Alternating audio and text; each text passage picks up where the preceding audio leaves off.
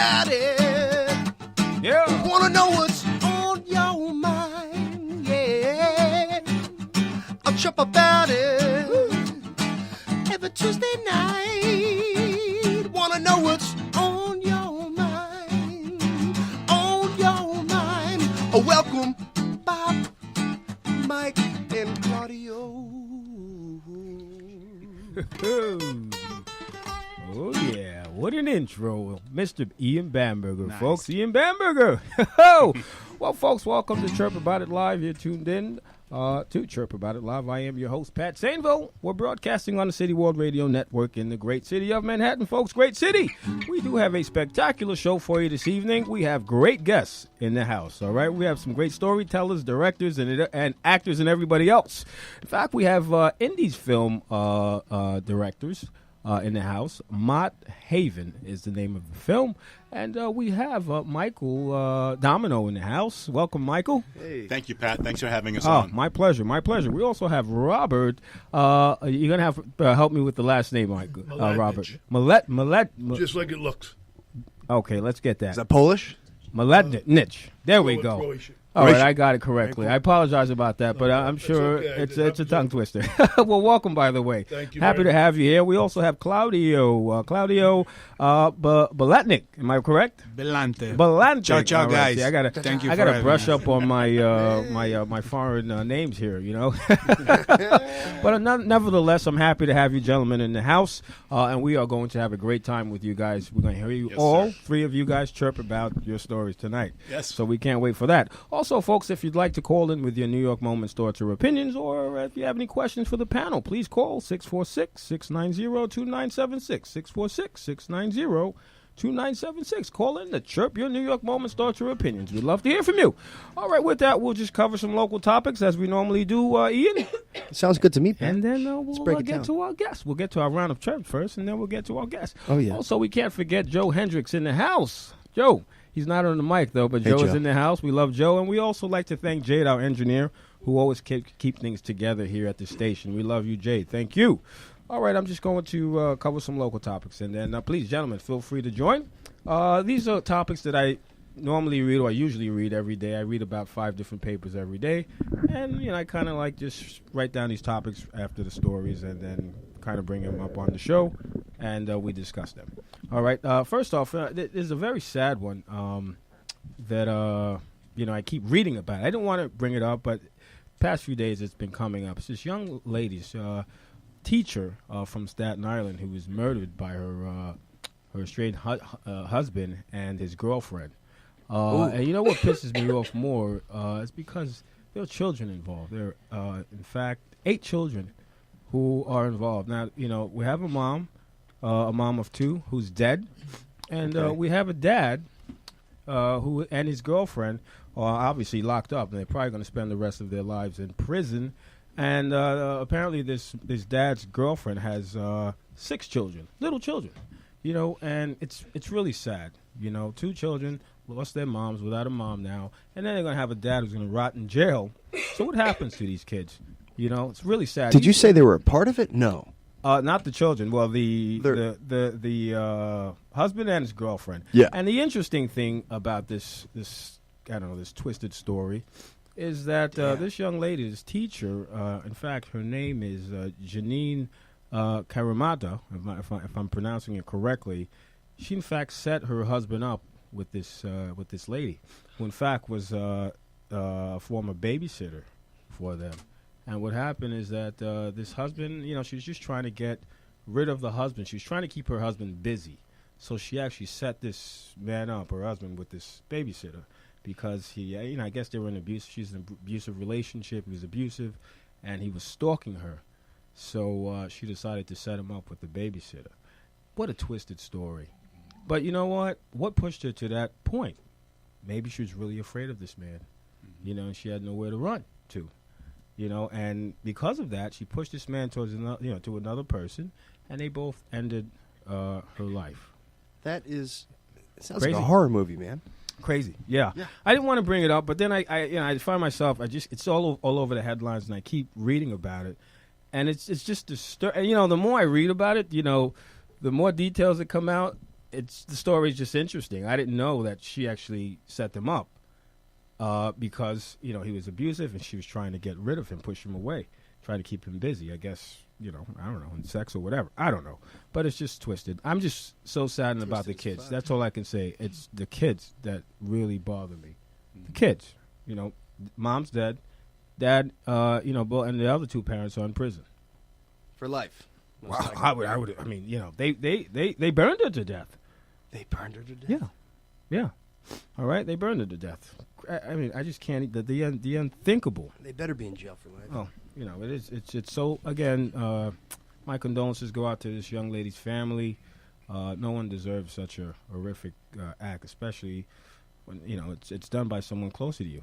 You married to someone. Isn't that person supposed to protect you? And you have children with this person. So that's that. Well, it looks like Mr. Mayor de Blasio is going to run for office 2020. Seems like he's really taking it serious, and I think he will. It seems like he's going to run. So I don't know. What do you guys think? He certainly has been hopping around the country an awful lot the last couple of months. There we go. And even though the press does not take him seriously, and they ridicule him often, if you recall, for the people that have been in New York for several years, they ridiculed him when he was running for mayor also. Absolutely. So he upset the odds by becoming mayor, and nobody ever thought he would be. He upset the odds when he became the public advocate. So as we all know in politics, truth is stranger than fiction. Absolutely. And never count anybody out. That's right. Yeah. Oh, we can definitely say that right now. Well, obviously, you see what Past happened 2 with years. with Donald Trump. Damn. Who would ever thought that, huh? We all thought it was a joke. Everyone kind of There we go. So you never know. You never, ever know. So let's not rule Mr. de Blasio out, but it seems like he'll make a run for it. All right. So that's that. Now we have a former sports radio host, maybe a star. He used to be Craig Carton, who's actually going to prison for about 4 years, starting July 15th for a $7 million scam that he partook in, and his words. He had a radio interview yesterday, and he's shitting in his pants about going to prison now. And I don't want to say anything bad about the man. You live and you learn. But he's blaming. He has this huge gambling problem, as we all know, if you know the story about Craig. And he's actually blaming his gambling issues on some childhood sexual abuse issue. So I don't know. I mean, hey, listen, it is what it is. I think when you're in hot water, you come up with every story. From your past to try to kind of, lighten things up for you. So it is what it is, but he is going to prison and he is shitting in his pants. But you know what? He said that this is a huge lesson for him, and he believes that he'll come out a better radio host and a better person, better son, better father. So I'm just going to wish him well. Can I just yeah, comment on absolutely. Chirp, that's what this show is all about. Yeah. One thing that people don't realize about the nature of addiction, what a lot of people don't realize, is childhood trauma is causes a lot of adult addiction, whether it be sex abuse or sexual addiction, gambling addiction, drugs or alcohol. And the brain synapses that get pleasure from drugs and alcohol, the same brain synapses are activated by gambling. So it's really no different. And to a lot of people scoff when they hear about a gambling addiction or something, but it really is a debilitating, devastating addiction. Rips families apart, ruins lives, and it's not to be, it's really not to be taken lightly. It's a terrible thing. I'm not saying give the guy a play, right? But there's always a little something. Yeah, a little something more to it. Yeah, there's always a little something more to a story. Yeah, I believe that. So I wouldn't rip them apart, because as you say, so these things come from somewhere. We just don't know about. We're strangers to it. It's like that game Whack-A-Mole. As soon as you hit the mole another one's in coming the carnival game, and another one comes up, and it's just the pain. It's just trying to, just do away with reality and find ways to Just to escape. To escape. Everybody wants out. Escapism. Escapism. Talking about escape, I had a funny story here. It's about a cop here, all right? It says, this is a headline. Cop sees bike, then has a wheelie bad day. Interesting, huh? Wheelie. You know, wheelie like W-H-E-E-L-I-E. Wheelie bad day. And what it is that apparently on Sunday, I don't know, there was some dirt. Well, the cop took a joyride on a dirt bike seized in Harlem, okay? So I guess I don't know, someone was riding, a bad guy was riding the bike. I guess he took off, left the bike behind. So this officer decided to go for take a wheelie, pop a wheelie on his bike. And he actually ended up crashing and screwing up. And so this was videotaped, and it's just these things that happen in New York City streets. This happened on 135th Street on Sunday. So he had a wheelie bad day. I just wanted to mention that. Only in New York. Only in New York, I'll tell you.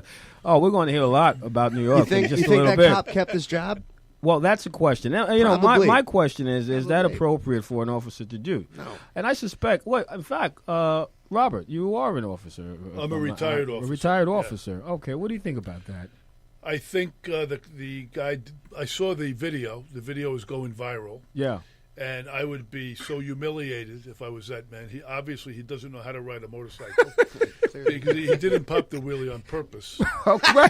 And he drove into traffic, and then while he was avoiding traffic, he toppled over and hurt his shoulder. But if he doesn't get fired, Right. which he might not, Right. I think his greatest punishment is going to be the abuse that he's going to take from his fellow officers for the next 30 years. Absolutely. Because it was just cringeworthy watching the video. Watching the video.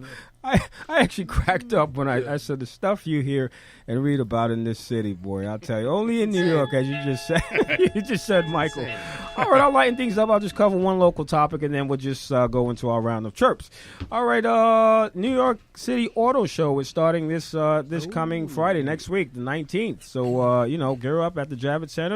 Get out there and check out those nice automobiles, Ferraris, Porsches, Land Rovers, you name it. So get out there to the Javits Center from the 19th of April to the 27th, all right? Let's support New York City. Also, while you're out there, the Hudson Yards is nearby. So why don't you go out and check out the Hudson Yards? Check out the mall, their fine restaurants. It's open? Yeah, it's open. Finally opened about 3 weeks ago. Oh, wow. There's also the Vessel, which is incredible. What is the Vessel?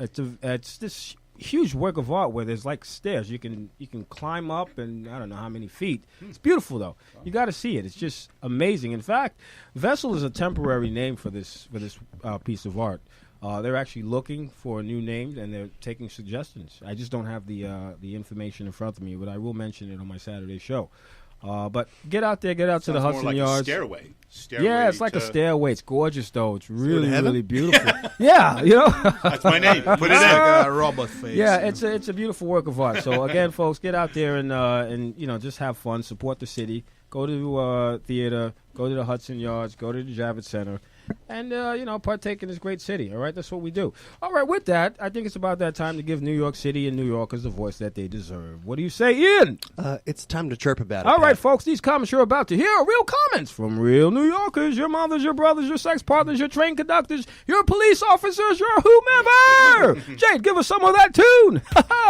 Also, folks, if you'd like to call in with your chirps live on the show, please call 646-690-2976 with that Ian Bamberger. Chirp about it, baby. All right, the first chirp of the night is from Cargan. It's a hell of a name, Cargan.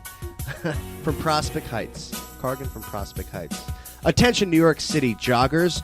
It's nice that you're doing something for your health, but you're not in an emergency vehicle delivering an organ transplant, okay? I am not required to vacate the sidewalk and let you pass by. So, that makes sense. Like, joggers and some cyclists are like, get the hell out of the way. Yeah. And I understand, like, calm down, huh? calm down. You're just jogging. Yeah, You're not delivering. Walk to the right. You're not walk to the delivering left. a baby or anything like that, right? No. Who's the chirper, by the way? That's Cargan. All right, Cargan. Well, thank you for that chirp. Love that chirp. All right, with that, we have Michael in the house. Welcome. Well, thank you very much. All right, we're going to have you chirp about it right now. Let's hear you. Glad to be on board here. You know you're tired when you take out your keys to get into the train instead. Oh man. Where's my head at? Yo, Lower East Side. Yo. All right, where is your head at, yo? That happens. Does anyone other than myself ride the subway here? Oh, I read the subway. Well, that happens. When you're tired. There are many times I accidentally pull out my home keys. Thinking I said, what am I doing? Like, with Yo-Yo, I guess, where's my head at? Huh? All right, well, thank you for that. I've had a lifelong problem keeping track of my keys. It's like, it's a daily event in my life. But you don't pull them out ready to swipe them on the subway, though. No, I don't. No, So your head is all straight for now. We love it. All right, there. With that, Robert, what do you have to chirp about tonight? I have a message from Sherrod in the Bronx. If you don't know what anxiety feels like, try taking the number 1 train at any time of the day or night, then let us know. Oh, anxiety. We all suffer from that at one point or another in New York City. This great, beautiful city.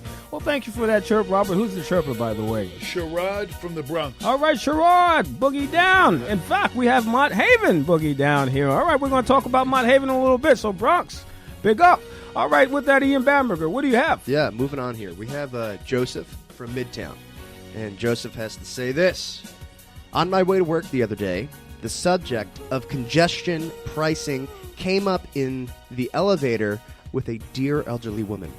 I asked her what she thought, and she replied, "Does this mean they will be taxing my Flonase?" It's the subject of congestion pricing. Are they taxing my Flonase? That's a nasal spray. I thought they were talking about a laxative or something. Oh, gosh. I'm not talking about that. I'll tell you, these people, I don't know where they come up with these chirps, boy. I'll tell you. That's a great chirp, by the way. Talk about Joseph. congestion prices. I'm not even going to get into that. That's another story. We'll discuss that on Saturday. What do you say? It sounds good to me. All right, Claudio. Discuss Do we have a chirp for Claudio? We got to get him a chirp here. He can't remain a virgin on the show. Come on. Okay. The trains are delayed. Oh, there we go. Jade, help me out with that.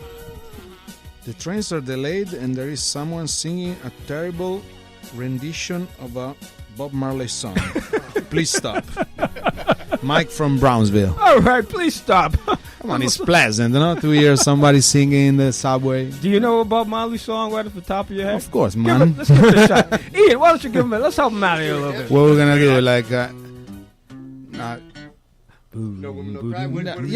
let's do jamming. Yeah, We're jamming. We're jamming on the show. Why not? Ladies and gentlemen, Ian Bamberger and Claudio. I don't know women no cry. Yeah, man. We're jamming. We're jamming. Yeah. We're jamming with Wanna you. jamming with you. Oh yeah, we'll get back to that.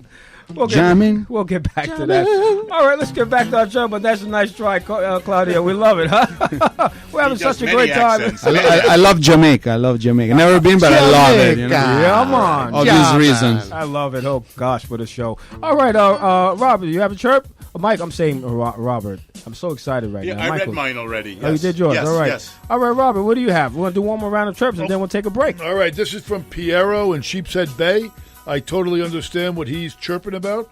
He totally got yelled at by the pizza delivery guy because he typed his phone number wrong, and then when he called, and then accused him of not knowing his own phone number.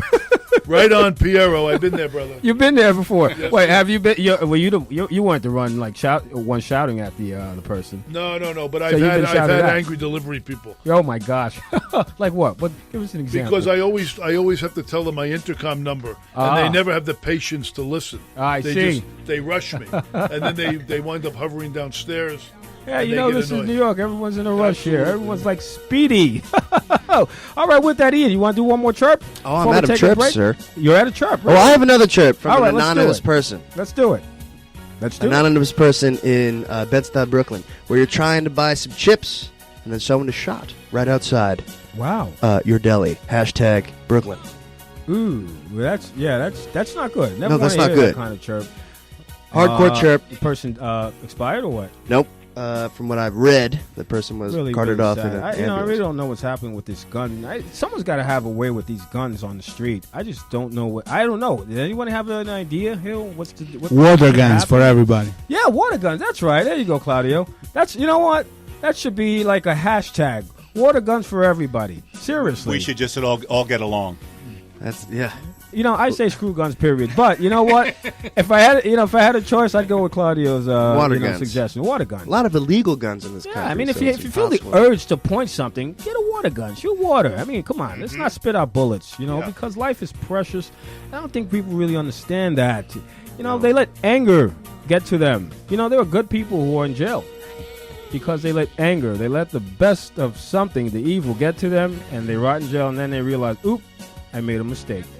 Not good. It's the worst poison ever designed. Yeah, of course. You know what? Worst drug. It is within us. It is. I'm going to tell you one thing, folks. If you're looking to shoot, just shoot out words. Just go onto my website and chirp your words out, all right? That's what you need to do. Shoot words, not bullets, not guns. All right, with that, folks, that was our round of chirps. Hope you enjoyed. If you'd like to hear your comments live on the show, please go onto my website, chirpaboutit.com, and share your New York moments, thoughts, or opinions. With that, we're going to take a break by Mr. Ian Bamberger and come back and speak with our interesting guests. Thank you, sir. All right. Oh, yeah, so I'm going to play a tune. This is a single from my last album. And this is called The Sheriff's Wife. Little story. You've heard it before, Pat. Oh, yeah. Well, I didn't sleep with her, though. I don't know. Don't sleep with the sheriff's wife. Yeah. Ian Bamberger, folks. Talk about it live. Well, I'm hiking down that trail. Oh, I couldn't make bail. My thoughts are racing all night. Yeah. Well, I busted out of town. I put the trigger, shot me down. No, why did I fall in love? I had to fall in love.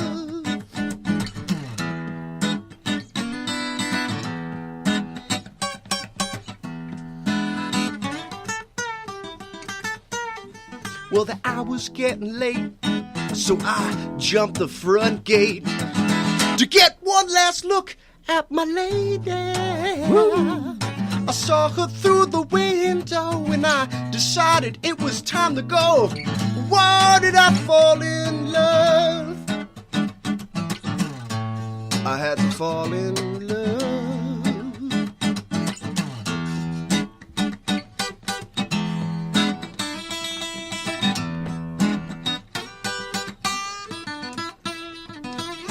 Well, I've been a week on the road, cruising on a bike I stole. I see something I like, it's mine. Her man was big and mean. I tried to get away clean, but I fell in love.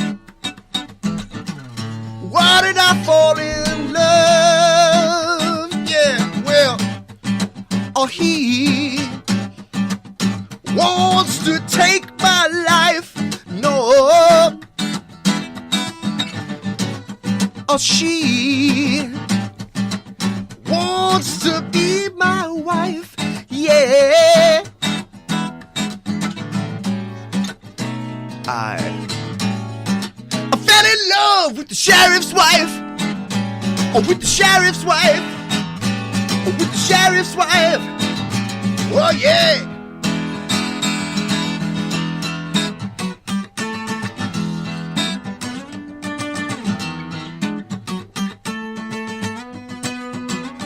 Well, I made it to the border today. I tried to get away. I saw the sheriff point his gun at me. Try to turn around. I pull the trigger, shot me down. No, why did I fall in love? I had to fall in love. I fell in love.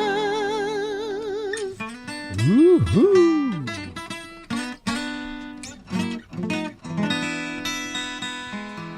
Ian Bamberger, folks. Ian Bamberger. Bravo, We'll be bravo. right back. Folks, this is Ed Lemmo. Who is Ed Lemmo and why should I listen? Ed Lemmo is an attorney that is unique in that he gives consumers good, solid information about the law that will help protect them against irresponsible drivers, landowners, and doctors and hospitals who are negligent and cause you harm. Ed Lemmo has been representing individuals against insurance companies since 1984. Ed Lemmo limits his practice to accident, injury, and medical malpractice claims. You can find out more about me at my website at www.lemolaw.com. That's www.lemolaw.com, or you can reach me at 646-522-9082. So if you're injured in an accident or a victim of malpractice and you need a trial attorney who has experience in the courtroom and gets results, call Ed Lemo at 646-522-9082, or you can reach me at edwardlemo@yahoo.com. Or you can go to my website for further information, www.lemolaw.com. You'll be glad you did. Thank you. All right, folks, great personal injury attorney, Mr. Edward Lemo. So please check him out through his website at Edward Lemo, lemolaw.com. Please check him out. Also, this show is brought to you by Chirping Chickens. So please go onto their website, chirpingchickens.com. Download their app for a 5% discount. Just mention Chirp About It Live, all right? I mentioned it. Chirp About It Chickens, all right? We also brought to you by Accordia Shipping. For all of your shipping needs, please go on to accordiashipping.com. And for a huge discount as well, download their app. They ship anything from a pencil to a container to a car. So please check them out. Accordia Shipping. With that, we have a phone call. Good evening. Chirp About It Live. Goodness gracious. Do you know who this is, your mystery caller? This is Jules. Jules, the Chirping Chicken. How are you, Jules? Welcome. Who I'm here with. Am I right? Did I get it? I believe you did. How are you, Jules? baby. Welcome. I'm doing Aqua amazing. I'm here with Bobo. Oh, hi. How are you? Are you About- obviously you're listening to the show. How's it going out there? Well, I'm back safe. I'm here at the base. That was a beautiful Aqua Nation vacation. Okay, good. Bobo just cooked me a romantic dinner. Hi, Bobo. Bobo, hi, I'm Bobo. Patrick, I'm not female. Did you hear me? AKA Patrick. My name is Patrick. So did you call the show Behind Bobo's Back, Jules? Well, what would you like to chirp about? No, we just want to talk about Love at First Sight. Love at first sight. Well, you know what? Let's do it quickly because we'd like to get to, the gentleman before us. No, I didn't know when you were opening the lines. You didn't respond to your text, No, you so- did the right thing. Listen, we don't want to miss out on your chirp for the night. No, we can talk later. Yeah. You guys believe in love at first sight? It's happened to me. There you go, Jules. Well, you opened up the conversation, Jules. Well, let's awkward talk about it. All right, so Jules, just call back in a little bit. Let's just get to these gentlemen here. Let them tell their beautiful story about their film. While you're at it, Google them online and call back. I'm sure you have some questions for them. Okay, bye. Mott Haven, all right? Mott Haven Indies film. Got it. Bye. All right, love. All right, with that, well, Ian, great song, by the way. Thank you, Pat. I tell you, you rock. Also, folks, we just started broadcasting on another second station, AM 970 The Answer, on Saturdays, every Saturday afternoon from 1:30 to 2 p.m. So please check us out. Support the show. Chirp About It Live. Every Saturday, we started this past Saturday, April 6th, and we had a phenomenal time for a show for awesome. 30 It was minutes. great. Yeah, that was great. Real nice studio, and we are going to build Chirp About It Live to the roof. All right, so please check us out every Saturday, all right, on The Answer, AM970theanswer.com. Please check us out. All right, let's get to our guests, all right? I love the story, so now thank I'd you. love my audience to hear about this film called Wonderful. Mott Haven, who stars. You actually have Robert Davi starring. Davi, right, star. Great actor, by the way. You have a few people on this in this film. Paul Wilson. You have Chuck Zito. Yes. You have Deborah Green and Brandy Porter. Brandy just Porter. To name a few. Broadway entertainer who's Bronx Tale. What a cast, huh? Yes. Is Chuck Zito the former motorcycle head? Yes, he was the former president of the New York chapter of the Hells Angels in another life. Fascinating. Yes. Yeah. Yes. And he's just a wonderful actor and a great guy to make a movie with. His We're going to scenes hear are how incredible. you. First of all, I'd like to hear how you got this cast together. All right. Well, first let's talk about this wonderful film. Certainly. You both, John, you both came up with the story. I believe, Robert, you came up with the story. Mike Domino actually wrote a short story about a man that he had met on a park bench. And the name of the original short story was Park Avenue to Park Bench, because of a man that wound up, making that type of transition.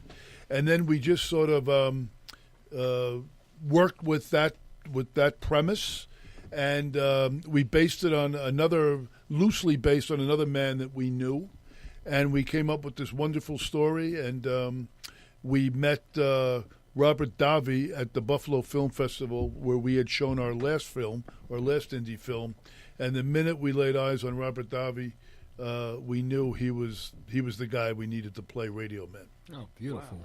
Yeah, he was actually a radio mogul. The character in the movie, yeah, right. Hal Stewart. Yes, yeah. Hal Stewart. Hal Stewart. Yes. Okay. So tell us your part. How'd you play in this beautiful film? Okay, as Bob mentioned, I wrote the original short story, and then I've become addicted to making films. Essentially, it's my soul food. The first film we made together was called The Expediter, which was based on an experience I had as a much younger man. And when we were looking for a second film concept, we wanted to carry on with this semi-fictitious character named Mike Roman, who's loosely based on me in both movies. And this, at its core, Mott Haven is essentially a redemption story. And it involves a businessman, a stressed-out businessman. He's living life on the edge, really ready to make the ultimate fall. When he reaches out in desperation, sees a man sitting on a park bench, is drawn to him in St. Mary's Park, where we filmed a majority of this film. And in a last gasp of desperation, after having almost tearing the head off of a hot dog vendor over the heat of sauerkraut, this is how desperate he had become. Wow. He sits next to this man, and a spark gets lit between two human beings. We can feel it when it happens, And from that spark, from that energy between these two needy human beings, that energy spreads from two people to their lives, and then to the community, and hopefully beyond. Wow. This is the essential story. I love that story. It's not just a spark between two men. There's some other men that the Davi character lives with in an SRO hotel, and they're being... They hired the management of this building hired a goon, who's Chuck Zito, to try to intimidate these people into leaving. But there's 6 or 7 holdouts in the building. They refuse to leave, and that sets into play this beleaguered businessman now has a cause. He has something to give him purpose, and he winds up starting out to help these beleaguered people, and he winds up being helped by himself. I just want to add one thing to Mike's thing about the characters in the movie. As big of a character as the two main human characters is the South Bronx, St. Mary's Park, Mott Haven neighborhood. The Bronx is a character unto itself in this film. Very cool. Absolutely. But why the Bronx? That's a great question. We had originally planned on filming this in Harlem. And Bob and I went to do another show, a Bronx Net, and on the way back, we stopped before we crossed over the 3rd Avenue Bridge to get a bite to eat, and we looked around, and we were really impressed with the multiculturalism there, the smells, the sounds, the activity. It was just we were electrified, and we looked at each other and we said. Yes, right over the 3rd Avenue Bridge. You can see Manhattan looming right there. Yeah. And we just felt this life. We saw these parks. We saw trees. We could see the skyline. And we looked at each other and we said, We're home. Why not? We're home. Right. Nice. Yeah. There wasn't a Starbucks or a Dwayne Reed in sight. Isn't that nice? The city, as the city once was. Correct. Just regular people going about their business, good, hardworking, soulful people. Yeah. It was. It just spoke to us. Yeah. The environment there. And now gentrification is speaking to us now. And that's why I think this film speaks magics. Yes. No question. Yes. In fact, there's a headline that I read, and it says, Mott Haven, this film steals the spotlight from Hollywood. Yeah. I remember that, yes. Yeah, that's Yes. a good one. This film is about neighborhood gentrification, which is a big topic. Yes. You know, and this story is for a lot of people can find familiar. There's a lot of people who are being pushed out. A lot of older people, Harlem, Brooklyn, the Bronx, who are being pushed out. But you know, I just learned something about the Bronx. Mott Haven. You know, beautiful. Yes. We need to get out there. There's tremendous history there, and when Bob and I make films, one of the first things we do is we explore the history of the area that we'll be filming at. Right. And we learn that, for example, up until 1928, every piano other than Steinway pianos were produced in the South Bronx in that neighborhood area. Amazing. And it was radio, coincidentally, that pushed out that industry because people didn't need to entertain themselves any longer. Correct. So that was the beginning of the decline of that.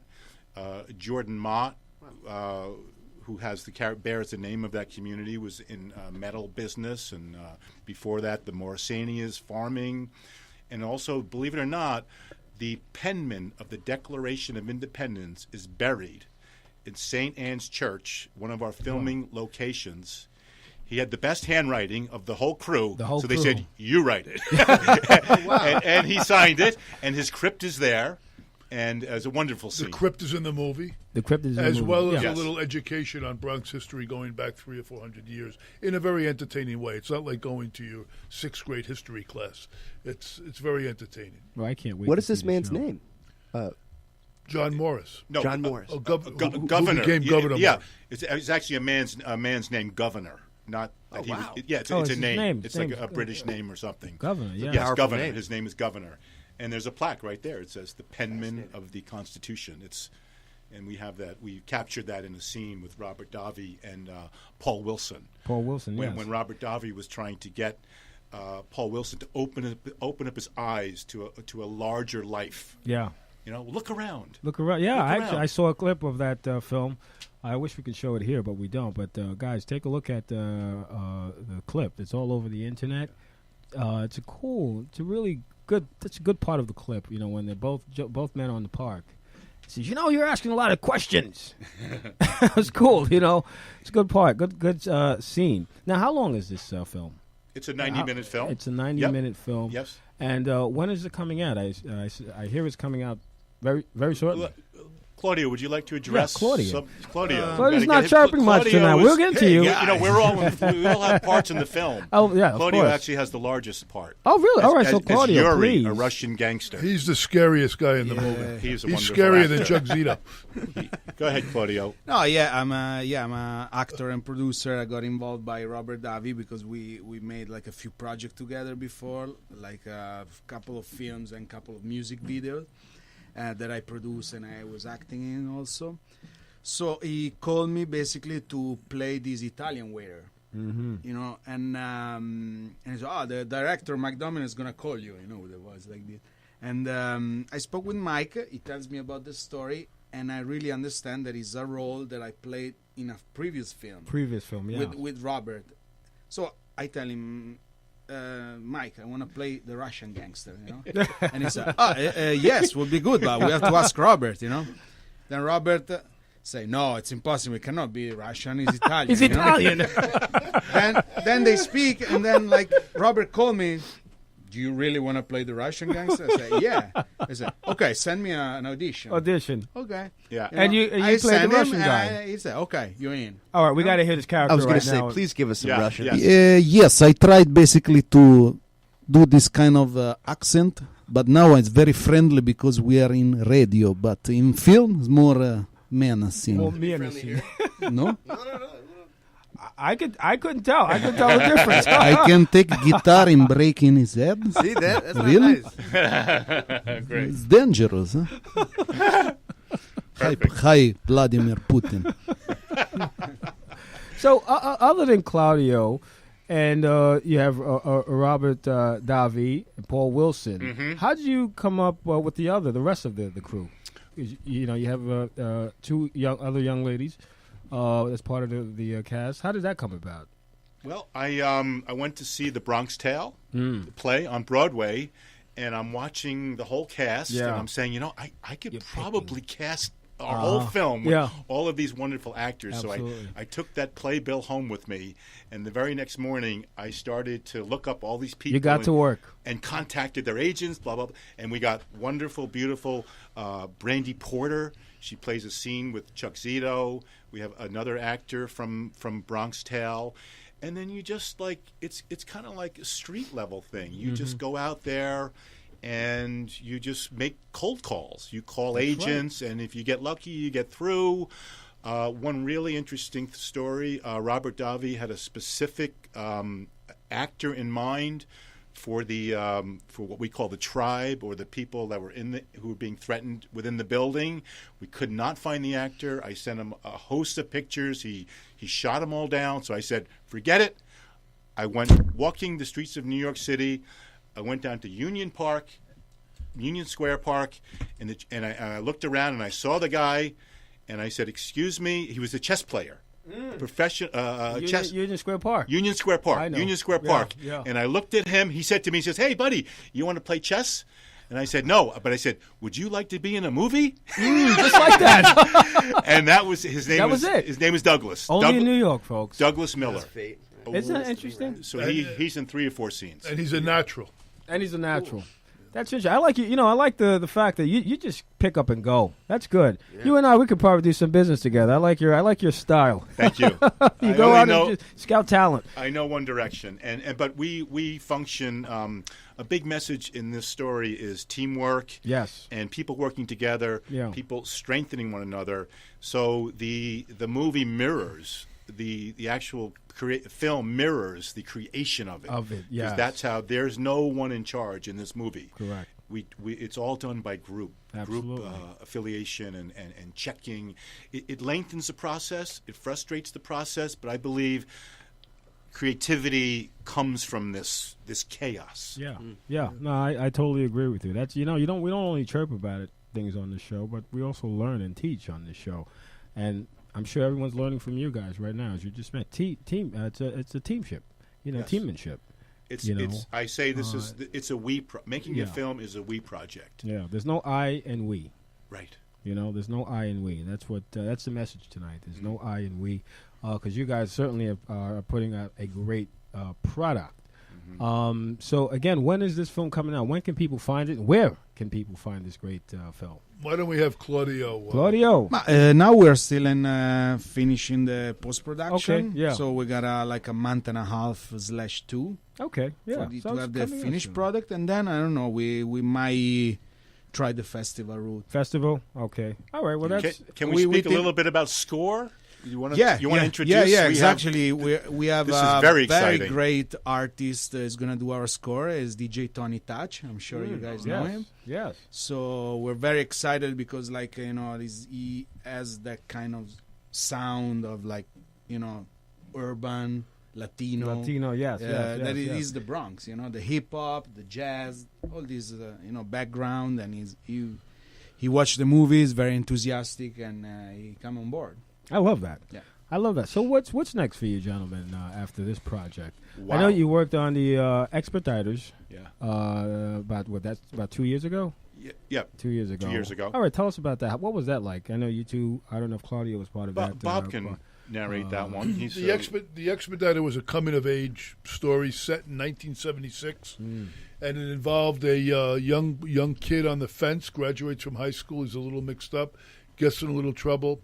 His father takes him to work and puts him under the stewardship of this alcoholic ex-Marine who has battle fatigue and post-traumatic stress disorder from World War II.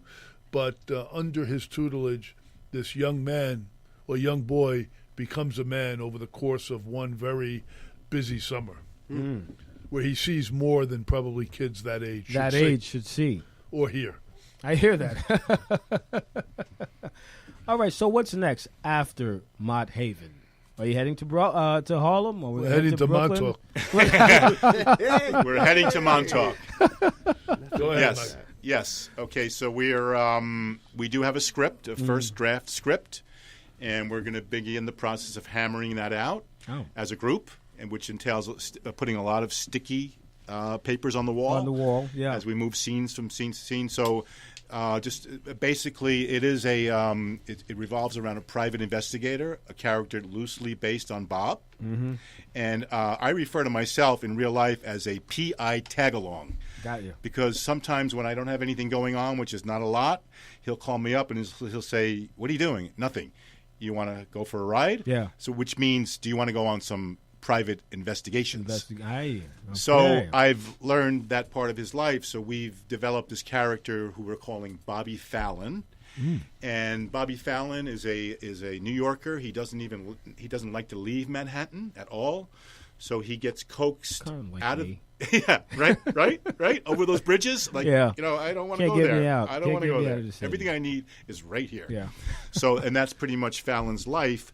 But one thing leads to the next, and he is coaxed to go out to Montauk to look into a relatively routine crime involving the police chief out there. Spoiler alert. Spoiler alert. Oh, okay. Spoiler alert. All right, so I'll stop here. Spoiler alert. Okay. It leads to greater things. At least to greater things. You can go on forever and ever, and you don't even need to watch the movie after. Yes. Don't spoil it. Don't spoil it. Okay. Stop chirping. All right, Michael. Oh, I love I'm it. out of control. I apologize. No, you're fine. Well, I'm sure the audience is probably interested in hearing what you have to say as an officer of New York City, Robert. What is it like being part of the NYPD, a member of the NYPD? Well, I was a member. Sorry, before you go on, I want to thank you, number one. I think we do this all the time here. We thank every officer, the police department, fire department, because you guys putting yourselves out there, your lives out there. Seriously, you're sacrificing your lives. So I'd like to thank you very much first off, sir, before you begin to chirp about. All right. All right. Well, I was a member of the NYPD from 1983 to 2003. So I was there before the advent of crack. Yeah. And I was there for 1 year after 9/11. So I really got to see, and that 20 years was a very precipitous time in American history. Yeah. So I really got to see a lot. And I know when I'm out on my PI jobs now, and sometimes I have to call the local police to help me out with something, and they're young. They were born in the 90s. Right. A lot of these officers, and when I tell them that I was around before crack, they look at me as if I'm a dinosaur. They can't believe it. Yeah. So it was a wonderful experience. It really set the pattern for the rest of my life. In the beginning, I was a little disappointed in myself for taking the job because I had other aspirations. I wanted to be a journalist, but in the totality of my life, it was a wonderful experience. I wouldn't change it for anything. The only regret I have is the fact that when I was younger, I didn't appreciate it as much as I do now. And looking back, I really should have just embraced every day being on the streets. It was a wonderful experience. But you still have that experience, Yeah. Well, what led you to becoming a cop, an officer? I was always, sort of a helper. I always wanted to be in the helping profession. I also have a master's degree in social work, which I went back to school later on. I'm going to be establishing a therapy business fairly soon. And I use that for my PI business as well, doing family court assessments. So it's always been, it's kind of always been my thing. I've always kind of lived on the right side of the law. And I've always, been pretty considerate of my fellow human beings and wanted to help out. Oh, we need more people like you for sure, no question. Damn right. Especially nowadays. And these days, scary times, Michael. Yes. What got you into film? I mean, in fact, this question actually goes for all three of you gentlemen. But why film? Well, growing up, photography was my hobby. My father was in that industry, and when they went to trade shows, he would bring home the equipment that his company didn't want back. So we had a dark room. So I was always fiddling around down there, enlarging pictures, black and whites. And then as technology evolved, I was telling someone before, the advent of YouTube, and before that there was Snapfish, and I like to travel around, walk around the city. I began posting little videos, and this is wonderful. You know, you can create these small productions. Small productions, yes. And then it grew. I was down with my wife in Central Florida, and I meandered into the Ma Barker crime house. And took about an hour's worth of footage there. So I created a 14-minute film called Ma's Ghost. This is a notorious haunted house. That's the house where they were killed by the FBI. They were killed by the FBI. In this house, in Mike filmed. Yes. And then I also accompanied my cousin, who was in the Vietnam War in 1967, 1968, about 7 years ago, and we retraced his steps of that horrific experience. And I created another book and then a movie called Time to Pay the Rent.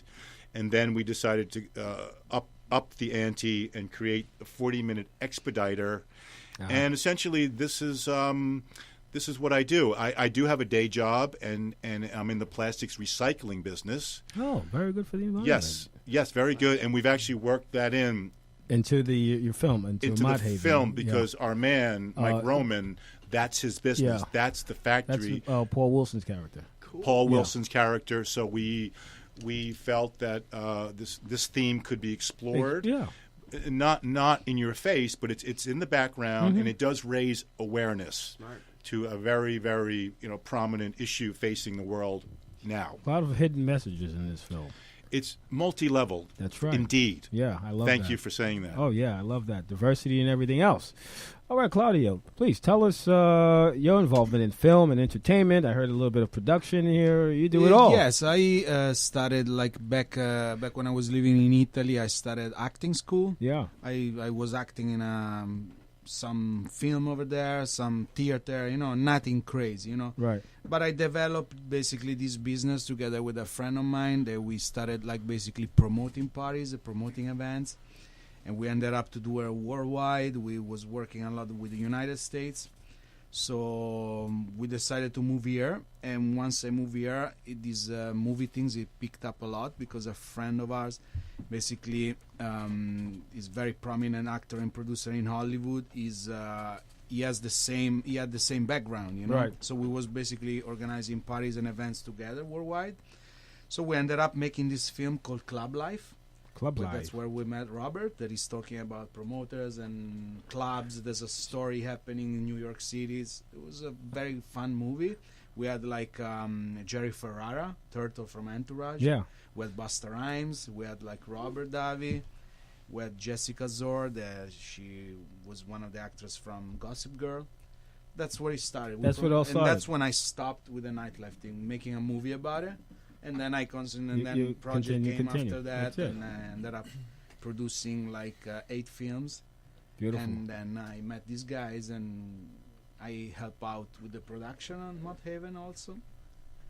And that's it, and it continues. It will continue. Yeah. Speaking of nightlife, are you familiar with Made in Italy? Do you know those guys? Made in Italy, Francesco Belcaro. My friend. He was on the show. If you're a very good friend of mine as well. Oh yes, okay. Francesco Mo and Francesco Belcaro. Yeah, of course. I just couldn't let you leave when I heard Italian and the nightclub. I said, well, wait a minute. Yeah, okay. Yeah, we had Belcaro on the show a few months back. Very good friend of mine. Yeah, me too. All right, so hey, let's Francesco. Hey, he's from Veneto. He has these accents. Ciao, Francesco. Yeah. That's good. That's good stuff. Jade, how many more minutes do we have here? 2 more minutes. All right. Joe, Ian, do you have any questions for the gentleman? Oh, yeah. It's a great show, by the way. Favorite Thank you. crime, cop, gangster movie ever? All of you guys. Consider making one? No, what's your favorite one? Claudio. Goodfellas. Goodfellas is right. Donnie Brasco. Yeah. Donnie Brasco. Godfather 2. Woo. Yeah. We've been watching a great one on Netflix that Claudio turned me on to, Gomorrah. Gomorrah. I saw that years ago. Fantastic. Yeah. No, but not the movie, the TV series. Yeah. It's a Netflix TV series. That's the first 2 seasons on Netflix. Watch it, and you're going to get addicted. I'll check that out. Yeah. Perfect. All right, good. What about? All right, I think that Rob, did you want to say something? I'm much older, old school, On the Waterfront, 1954. I have to see that. I love it. Cool. All right, folks, before we end the show, I'd like to thank you, gentlemen, for coming on. I mean, time flies when we're having fun. I think we're just getting started, but I'm going to send you an invitation right now for my Saturday show. I think you guys would do wonderful on that show, and I think that audience would love to hear from you. Thank you. And it gives you an opportunity to promote this great film. So, Robert, Michael, and Claudio, I'd like to thank you very much for coming on to my show, Chirp About It Live. Ian and I, Jade and Joey, really appreciate you guys coming on. Thank you, today. Pat. We're honored to be here. Thank you so much. Please come back on anytime. All right, folks, that was our episode of Chirp About It Live. Hope you enjoyed. Please tune in next Tuesday, same time, same place. City World Radio Network, Chirp About It Live. Pat Sainville, we're out.